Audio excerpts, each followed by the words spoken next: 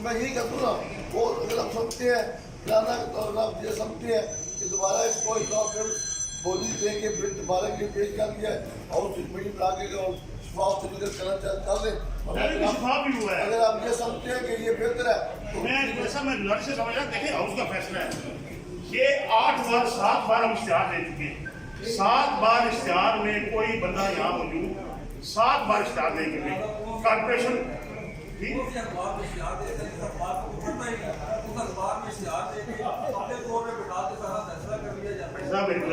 देखो ना, पूरी जितनी ऑप्शन होती है, इश्तिहार आते हैं, लोग आते हैं, आप भी बैठते हैं, मतलब के साथ साथ भी बैठे होते हैं। मैं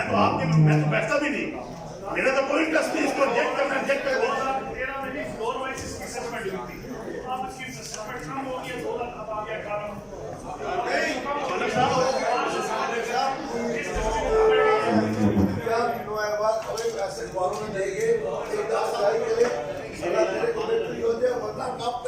ना करें नहीं, बस क्या होता है, कोशिश कर रहा हूँ कि जो असेसमेंट करती है और डिस्ट्रिक्ट असेसमेंट कमेटी एक्साइज की डीसी की वो करते हैं, वो हम नहीं करते, आगे आउटरीच बढ़ती है। ये हमारी संचार है म्युनिसिपल कॉर्पोरेशन की, ठीक है। बात यह है कि थोड़ा थोड़ा आप मीठा निकल रहा है उसको